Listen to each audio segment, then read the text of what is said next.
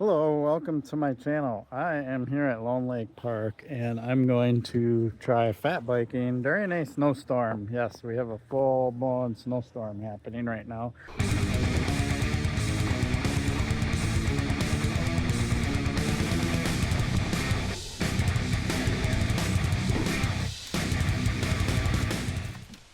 Here we go. Popped it over. Come on. Hasn't gotten super crazy windy yet. I still have the studs on here. This is the Muckla, and I feel like there'll be some ice underneath. So yeah, let's give it a shot. Well, I haven't gotten very far and I'm realizing I already need to lower my air pressure.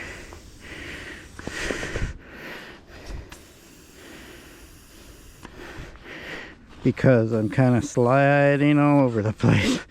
And low air, if you know anything about riding in the snow, you can run some pretty extremely low air pressures. Sometimes down to 3 psi to get it going. So here we go. Let's see if that's gonna make a difference. I'm kind of already on a hill to start. So this is, you know, for those of you who haven't tried fat biking, and if you try it, it's not like regular mountain biking. It is sometimes very challenging and a lot of effort. See here. Oh yeah, that made a difference. So dropping my air pressure definitely helped in making me able to climb here. Yep. Wow, it's kind of amazing how that works. That's a lot of work. These are definitely challenging conditions. Mostly because there's parts that ride like this, which feel fine. And then there's the occasional like deeper area, probably where there's less tree coverage. And this is very close to where it will become unrideable soon until they get out here with the groomer and let it set. So if you're an experienced fat biker, you're all too familiar with this. If you're not, you probably want to wait until it gets groomed and repacked in before you go ride. But you know, I guess the fun part in this and the good part about it is I'm getting outdoors and working my body and doing all that. Even though it's challenging, I kind of like the challenge.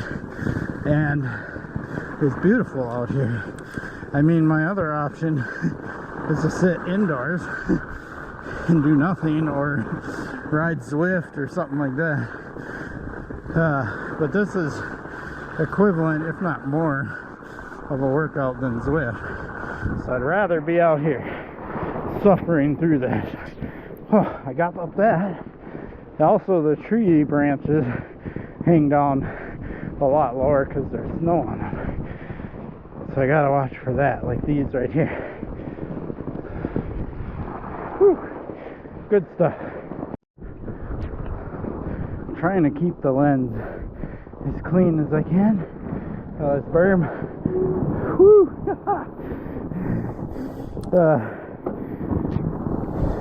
A little bit of air. Yeah. Good times.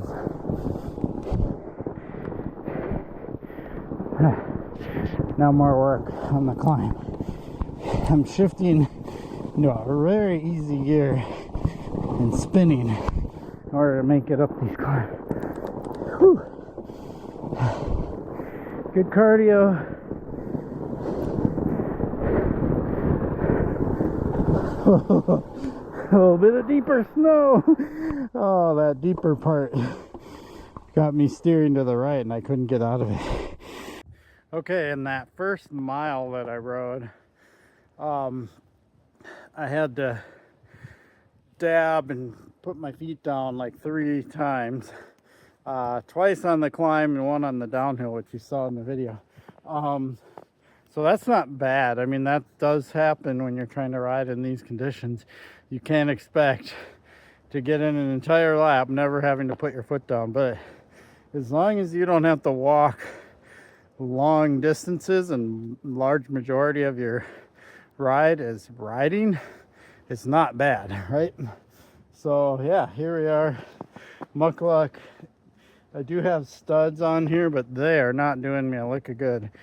Studs don't help you in snow, they only help you on ice, and so far I haven't really encountered any ice yet. So yeah, now to do the bigger loop, which is almost 4 miles. So this is gonna be brutal, but yeah, might as well do it. Whew. Just got done climbing. I dropped more PSI right before I hit this longer stretch, so the tire's pretty squishy, but it's making a huge difference. Tire pressure is everything when fat biking. Like, it's amazing how much of a difference it makes. People are reluctant to lower their pressure so low because they're used to traditional bikes and biking conditions. But trust those that say 3 psi, 4 psi, stuff like that in these kind of conditions, because it actually works. Yep, so much improvement.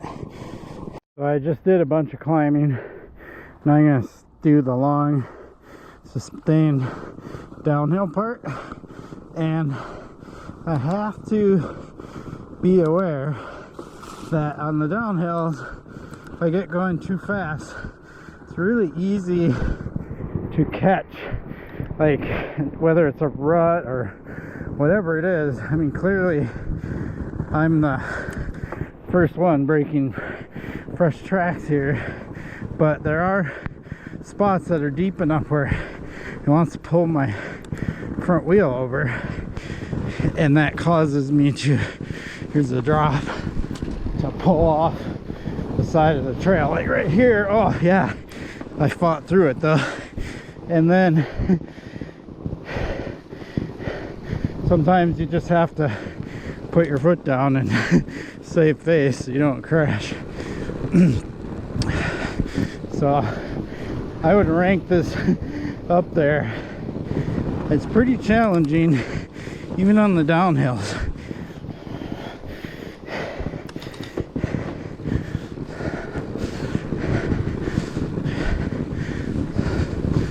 And of course, the more I do this, the more practice I get, the better I get at it, believe it or not.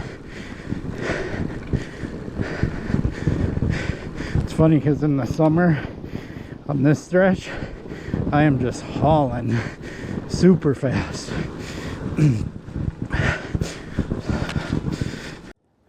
Okay, so this is a lot of work, and I know that going that way is the steepest of steep hill climbs, and then I go to the other trailhead, and then from that trailhead there's a bunch more climbing going up.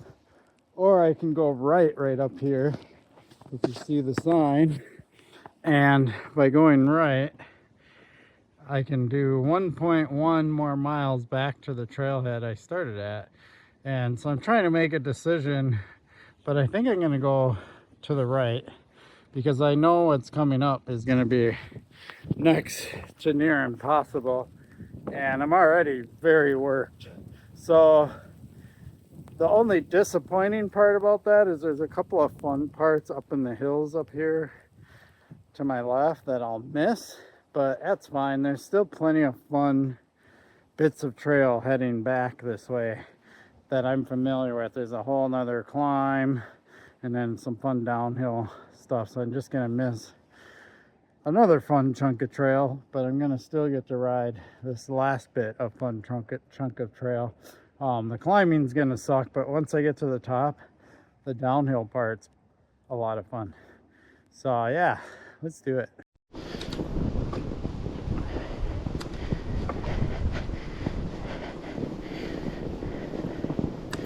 I stopped once on this big, long, sustained climb, not because of bad traction, but because I was just topped out. And I've learned that when I'm breathing and starving for oxygen because I'm exerting so much, to just stop and take a break, not keep pushing it. Especially since I'm out here by myself and I am older, so you know, kind of keeping my heart rate in control is important. There is no need to be in a hurry. I got all day. Plenty of daylight because it's not even noon yet. So yeah, no reason to push myself beyond my limits. And I'm having a good time. This is fun. This is true adventure right here.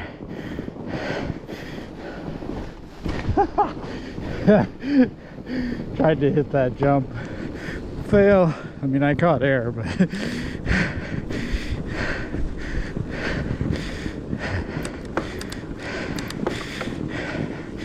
whew. Yeah.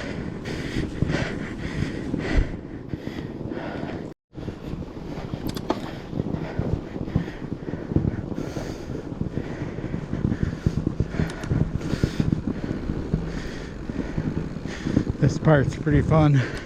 It's all downhill.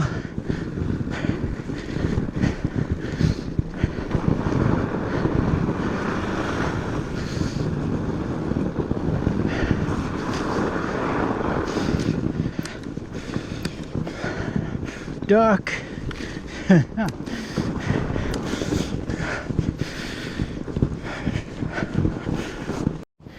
Well, it's probably smart for me to cut off the trail some because it is a snowstorm and the snow is getting deeper rather quickly as I'm riding. So it's not going to be long where we have to wait for the snow to be groomed for it to become rideable again. Oh, here's a jump that I don't even have close to enough speed for. There's another one. There's one up here, but I just don't think I'll be able to get the speed for it. Oh, I almost went down because I was trying to avoid that branch and went off into the side.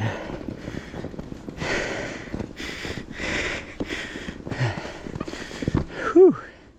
So that jump is right up here, but now that I slid out, there's no way I'll have the speed for it. Yep, nope. It's right there.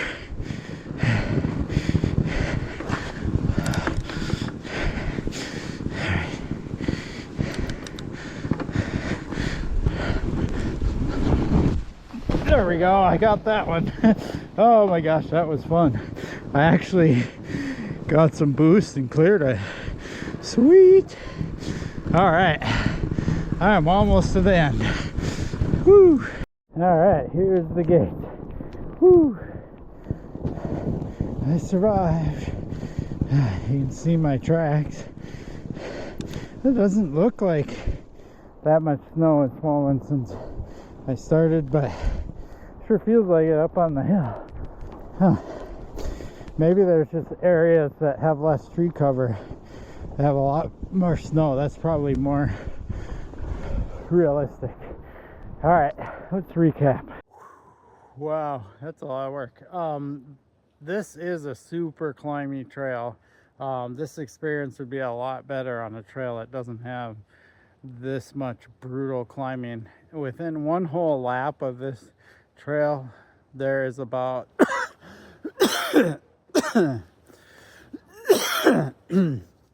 within one whole lap of this trail, there is about 500 feet of climbing.